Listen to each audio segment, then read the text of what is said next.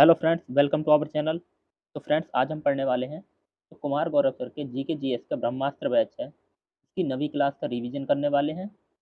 इससे पहले मैंने आपको 8 क्लास कराई है, तो उसके पीडीएफ नोट्स हमारे टेलीग्राम चैनल पे मिल जाएंगे। और जो हमारी 8वीं क्लास है वो हमने पढ़ी थी कि जो भारत में पत्र पत्रिकाएँ लॉन्च हुई थी वो किसने लॉन्च की थी और उनके संस्थापक कौन थे। तो ये देखी थी। आज हम पढ़ने वाले हैं 1857 की क्रांति के बारे में। तो इसके क्या कारण थे और क्या तात्कालिक कारण थे, ये देखने वाले हैं। तो देखिए, स्टार्ट करते हैं हम। तो कारण क्या है इसके, चलिए देखते हैं कारणों के बारे में। देखिए, कारण थे, पहला कारण आता वेले जली की सहायक संधि की नीति। तो सहायक संधि के आधार पर वेले जली ने बहुत सारे राज्यों को अपने ईस्ट इंडिया कंपनी में मिला लिया था। जैसे बात करें कि हैदराबाद, तो इसको मिला था वो 1798 में, अवध 1801 में, मैसूर को 1799 में, जब टीपू सुल्तान की मृत्यु हो जाती है 1799 में, उसके बाद उसे मैसूर को वो ईस्ट इंडिया कंपनी में मिला लेता है। नेक्स्ट आती है, देखो, कि डलहौजी की राज्य हड़प नीति, या जिसे बोलते हैं व्यापकता का सिद्धांत। तो इसने बहुत सारे राज्यों को हड़पा था। सबसे पहला राज्य था जो इसकी राज्य हड़प नीति का शिकार हुआ था, सतारा, जो 1848 में। उसके बाद झांसी 1853 में, अवध 1856 में, और पेशवाओं को हड़पा था। तो ये इसके कारण थे। नेक्स्ट आते हैं, देखो, कि तात्कालिक कारण क्या था। तो तात्कालिक कारण था जो सेना में भर्ती हुए थे मुस्लिम, हिंदू, तो उन्हें क्या होता था, पहले ब्राउन बेस बंदूक थी, तो उसके बाद इसे चेंज करके इनफील्ड बंदूक दे दी जाती है इन्हें, जिसमें क्या होता था, कारतूसों को मुंह से काटना पड़ता था पहले। जो ये इनफील्ड बंदूक थी, इसमें जो कारतूस पड़ते थे उन्हें पहले मुंह से काटना पड़ता था। उसके बाद बात करें कारतूस कैसे थे, तो ये इन कारतूसों में चर्बी मिली हुई थी, मतलब चर्बी वाले कारतूस थे ये। गाय और सुअर की चर्बी थी इसमें। तो गाय हिंदुओं के लिए पवित्र है, जबकि सुअर मोमडनों के लिए पवित्र है। तो इसमें क्या होता है, हिंदू और मुस्लिम धर्म को ठेस पहुंचती है, जिसके कारण विद्रोह स्टार्ट हो जाता है। तो आपको बंदूक का नाम याद रखना, क्या थी, इनफील्ड बंदूक थी।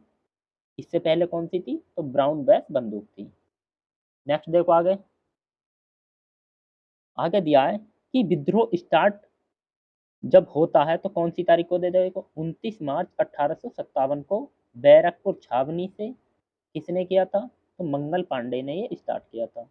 मंगल पांडे 34वीं रेजिमेंट के सैनिक थे ये, और कहाँ के रहने वाले थे, तो बलिया उत्तर प्रदेश के रहने वाले थे। बात करें मंगल पांडे द्वारा बॉब और ह्यूसन, जो ये अधिकारी थे अंग्रेजों के, इनकी गोली मारकर हत्या कर दी जाती है। इसके द्वारा, मंगल पांडे के द्वारा। और इसके बाद इन्हें इस केस में 8 अप्रैल सन 1857 को फांसी दी जाती है। तो इनको याद रखना है कि कब फांसी दी गई थी, 8 अप्रैल सन 1857 को। नेक्स्ट देखिए, मंगल पांडे 1857 की क्रांति में शहीद होने वाले पहले व्यक्ति थे। तो पहले व्यक्ति कौन थे, मंगल पांडे थे, जो 1857 की क्रांति में शहीद हुए थे, जिन्हें फांसी हुई थी 8 अप्रैल 1857 को। अब देखते हैं हम कि क्रांति की बिल्कुल फिक्स डेट क्या थी। तो क्रांति की डेट क्या रखी जाती है, 31 मई 1857 को क्रांति की डेट तय होती है कि इस दिन से क्रांति स्टार्ट होगी। अभी ये स्टार्ट नहीं हुई थी 29 मार्च 1857 को, अभी तो खाली बस ऐसी छोटा मोटा विद्रोह हुआ था जो मंगल पांडे ने किया था। जो डेट रखी जाती है 31 मई 1857 को तय होती है, लेकिन यह इससे पहले ही 10 मई 1857 को मेरठ से शुरू हो जाती है। तय तो होनी थी 31 मई 1857, लेकिन इससे करीब 20 दिन पहले ही 10 मई 1857 को मेरठ से शुरू हो जाती है। और सैन्य अधिकारी कौन होता है, तो ये होता है जनरल हैबिट। मेरठ में जो सैन्य अधिकारी था तो वो जनरल हैबिट था। अब क्या होता है, जितने भी व्यक्ति थे क्रांति करने वाले, तो वो क्या करते हैं, सभी व्यक्ति इकट्ठे होकर दिल्ली जाते हैं। 11 मई 1857 को जाते हैं ये। और वहां पर जाकर जो मुगल सम्राट था, कौन था, बहादुर शाह जफर, उसे अपना नेता घोषित करते हैं क्रांति का। तो क्रांति का नेता कौन था, बहादुर शाह जफर। तो ये आपको याद रखना है। नेक्स्ट देखो, अब नेक्स्ट आता, देखो, कि 1857 की क्रांति में कौन महारानी थी, कौन उस टाइम पे पीएम थे, कौन गवर्नर जनरल था, और कौन क्रांति का नेता था, क्या इसका प्रतीक था और कौन उस टाइम पर नियंत्रण अधिकारी था। तो ये इसके बारे में थोड़ा सा जान लेते हैं, क्योंकि ये क्वेश्चन पूछे जाते हैं, इसलिए मैंने इन्हें एक डब्बे में बंद कर दिया है। देखो, बात करें कि उस टाइम पर ब्रिटेन की महारानी कौन थी, तो ब्रिटेन की महारानी थी विक्टोरिया। ब्रिटेन के पीएम कौन थे उस टाइम पर, तो पाम स्टोन थे। भारत के गवर्नर जनरल कौन थे, तो इस टाइम पर कैनिंग थे। क्रांति का नेता कौन था, तो मैंने अभी पीछे बताया आपको, बहादुर शाह जफर इसका नेता बनता है। क्रांति का प्रतीक क्या था, तो कमल और रोटी इसका प्रतीक था। नियंत्रण अधिकारी कौन था जिसने इस पर नियंत्रित किया था, तो ये था कैंपबेल। तो ये आपको याद रखने कुछ इंपॉर्टेंट फैक्ट है ये 1857 की क्रांति से रिलेटेड। नेक्स्ट देखो, अब नेक्स्ट आती है कि क्रांति का प्रसार। तो क्रांति का प्रसार कहाँ कहाँ पर हुआ था, तो दिल्ली में। जो दिल्ली में प्रसार हुआ था, इसका नेतृत्व किया था बहादुर शाह जफर ने। लेकिन बहादुर शाह जफर केवल प्रतीकात्मक नेता था, जबकि वास्तविक नेता कौन था, बख्त खां था। तो दिल्ली से कौन था, बहादुर शाह जफर, लेकिन ये एक प्रतीकात्मक नेता था। ऐसे समझो जैसे कि हमारे यहाँ पर राष्ट्रपति, जबकि पावर किसके हाथों में होती है, प्रधानमंत्री मोदी जी के हाथों में, मान लो। तो उसी प्रकार उस टाइम पर राष्ट्रपति मानो बहादुर शाह जफर को, मतलब बहादुर शाह जफर राष्ट्रपति के तौर पर थे, और जबकि वक्त का पीएम के तौर पर। नेक्स्ट आता है दबाने के लिए अधिकारी। तो इसे विद्रोह को दबाने के लिए अधिकारी था दिल्ली में Nicholson Hudson. Nicholson Hudson Nicholson Hudson मारा जाता है। तो इसकी ट्रिक याद रखनी है, देखो आपको कैसे, कि विद्रोही जो थे वो कहाँ जाते हैं, दिल्ली जाते हैं, और दिल्ली पहुंचकर वहां जाकर मुगल सम्राट को बाहर निकाल दिया और हड़का दिया। तो बाहर निकाल दिया और हड़का दिया। निकालना मतलब निकोलसन और हड़सन मतलब हड़का दिया। तो ये याद रखने आपको, निकालने का मतलब निकोलसन और हड़काने का मतलब हड़सन। नेक्स्ट देखो, नेक्स्ट आता अवध। तो अवध पर किसका नेतृत्व था, तो अवध से नेतृत्व किया था बेगम हजरत महल ने। और यहाँ पर अधिकारी कौन था, तो कैंपबेल अधिकारी था। तो इसकी ट्रिक है देखो, कि बेगम कब मिलेगी, मतलब जो पत्नी है वो कब मिलेगी, या तो लक से मिल जाएगी आपको। कुछ कहते हैं कि हाँ हमारा लक ही होगा तो मिल जाएगी, सही। और कुछ होते हैं जो कैपेबल बनते हैं, इसके लिए कैपेबल बनते हैं, उसके लिए मेहनत करते हैं। तो लक से, ये बेकार बात है कि हाँ लक से मिल जाएगी, कैपेबल बनो इसके लिए। तो लक मतलब लखनऊ हो जाता है, जिसे अवध को पहले लखनऊ कहते थे। और कैपेबल मतलब कैंपबेल हो जाता है। और बेगम मतलब बेगम हजरत महल। तो ये इसकी ट्रिक हो जाती है कि बेगम अर्थात पत्नी अच्छी कब मिलेगी, जब लक हो। और कुछ होते हैं लक को ही चेंज करते हैं कैपेबल बनकर। तो नेक्स्ट देखो, अब नेक्स्ट आता है कानपुर। तो कानपुर से नेतृत्व किसने किया था, नाना साहेब, जिन्हें धोंदू पंथ कहते हैं। और ये कौन थे, ये एक पेशवा थे जो सबसे लास्ट के पेशवा बने थे। तो कानपुर से नाना साहेब और तात्या टोपे। और तात्या टोपे का वास्तविक नाम है रामचंद्र पांडुरंग। तो तात्या टोपे का वास्तविक नाम रामचंद्र पांडुरंग। ये तो हो जाता है कि नेतृत्वकर्ता कौन थे। अब देखते हैं हम अधिकारी कौन थे। देखिए अधिकारी कौन थे, तो अधिकारी हो जाते हैं कैंपबेल। तो इसकी ट्रिक है कि नाना टोपा पहन ले, सर्दी के दिन है जैसे, कि नाना टोपा पहन ले, कैप पहन ले। टोपा कोई क्या बोलते हैं अंग्रेज, कैप बोलते हैं। नाना टोपा पहन ले, कैप पहन ले, कान को पूरा ढक ले। तो ये इसकी ट्रिक हो जाती है। नाना मतलब नाना साहेब, टोपा मतलब तात्या टोपे, कैप मतलब कैंपबेल, और कान पूरा मतलब कानपुर। तो ये उसकी ट्रिक हो जाती है। नेक्स्ट आता है झांसी। तो झांसी, झांसी को डलहौजी हड़पता है, किस आधार पर, गोद निषेध प्रथा के आधार पर हड़पता है। और जो नेतृत्व करती हैं, तो इसका नेतृत्व करती है 1857 क्रांति में रानी लक्ष्मीबाई। और अधिकारी कौन होता है, ह्यूरोज अधिकारी होता है। तो आपको ये याद कैसे रखना है, देखो ट्रिक के आधार पर। राजा को रानी से प्यार हो गया, ये तो गाना सुना होगा आपने, राजा को रानी से प्यार हो गया। बाद में पता चला ये झांसा है, बाद में पता चला ये झांसा है। तो राजा मतलब ह्यूरोज, रानी मतलब रानी लक्ष्मीबाई, और झांसा मतलब झांसी। तो ये हो जाते हैं इसके कि नेतृत्वकर्ता रानी लक्ष्मीबाई और अधिकारी ह्यूरोज। ह्यूरोज का एक कथन था, इसने कहा था कि युद्ध के मैदान में एकमात्र मर्द रानी लक्ष्मीबाई दिख रही थी। तो रानी लक्ष्मीबाई को एकमात्र मर्द किसने कहा था? ह्यूरोज ने। नेक्स्ट देखो, अब नेक्स्ट आता है बिहार, जगदीशपुर। बिहार, और बिहार में भी कहाँ पर? जगदीशपुर में।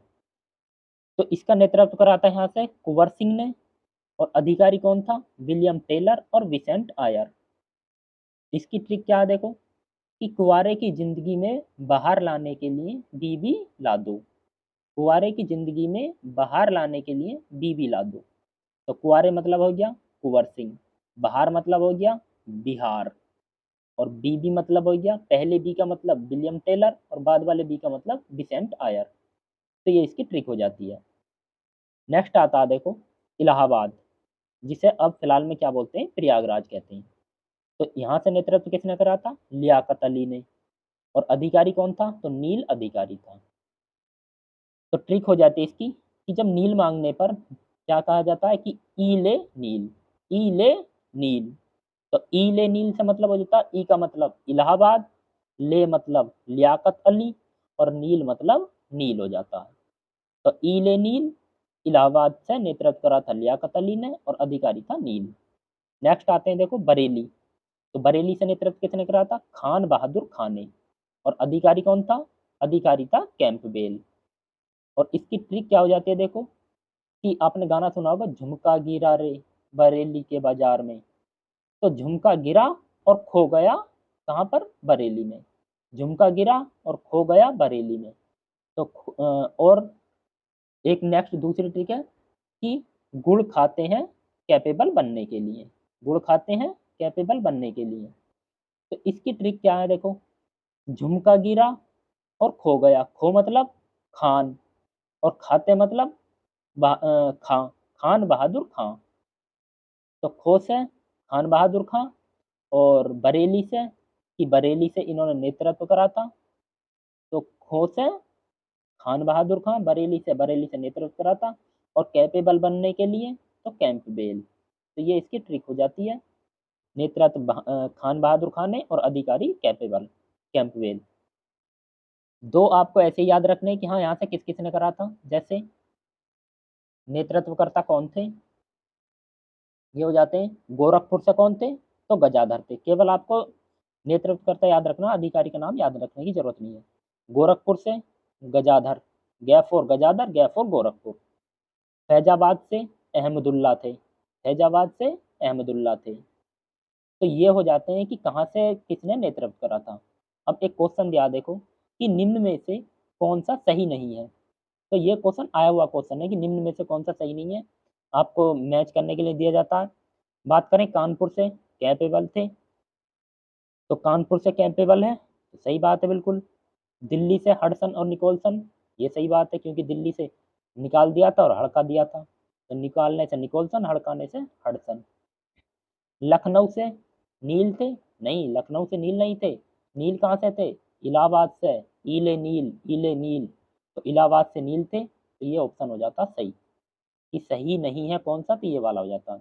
बरेली से कैपेबल कैंपवेल थे। नेक्स्ट देखो, नेक्स्ट आते हैं 1857 की क्रांति से संबंधित बुक। तो दो मेन बुक हैं, आपको याद रखनी है। The India war of independence 1857। तो ये हो जाती है पहली बुक। किसकी है ये? तो बी डी सावर की बुक है, जिसे हिंदी में बोलते हैं 1857 का स्वतंत्रता संग्राम। नेक्स्ट बुक आती है the sepoy mutiny and the revolt of 1857। तो ये किसकी थी? R C Majumdar. R C Majumdar की ये वाली बुक है। तो आपको दो याद रखनी है, द सिपॉय म्यूटिनी और the India war of independence 1857। Next आते हैं कि इम्पोर्टेंट स्टेटमेंट, किसने क्या स्टेटमेंट दिया था इसके बारे में। तो इसे राष्ट्रीय विद्रोह किसने कहा था?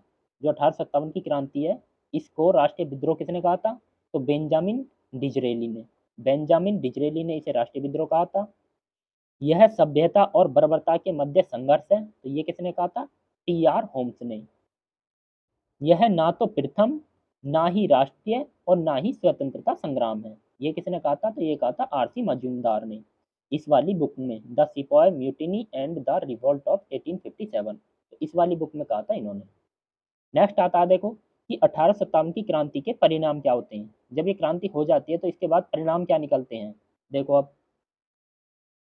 तो इसके परिणाम होते हैं कि ईस्ट इंडिया कंपनी का शासन समाप्त हो जाता है और क्राउन का शासन स्टार्ट हो जाता है। अर्थात अब से ईस्ट इंडिया कंपनी शासन करना बंद करेगी। डायरेक्ट जो वहाँ के क्राउन है, राजा हैं ब्रिटेन के, वो यहाँ पर शासन स्टार्ट करेंगे। और क्या होता है कि गवर्नर जनरल का पद वायसराय में चेंज कर दिया जाता है, जिसके द्वारा जो कैनिंग है वो पहले वायसराय बनते हैं। नेक्स्ट आता है 1858 का भारत शासन अधिनियम आता है, इनके ही टाइम, मतलब 1857 क्रांति के बाद। नेक्स्ट आता है कि मुगल सम्राट का पद समाप्त हो जाता है और उन्हें कहाँ भेज दिया जाता है, रंगून भेज दिया जाता है। और उस टाइम पर कौन थे मुगल सम्राट, तो बहादुर शाह जफर थे, जिन्होंने दिल्ली से इस क्रांति का नेतृत्व किया था। नेक्स्ट आता है देखो कि सेना के पुनर्गठन के लिए पील आयोग का गठन होता है। और मैंने आपको ये पढ़ाया था पील आयोग कब गठन हुआ था, तो 1857 की क्रांति के बाद पील आयोग गठन हुआ था। तो आज की क्लास यही यहाँ तक ही थी। और आपको जो पीडीएफ नोट्स हैं वो हमारे टेलीग्राम चैनल पे मिल जाएंगे।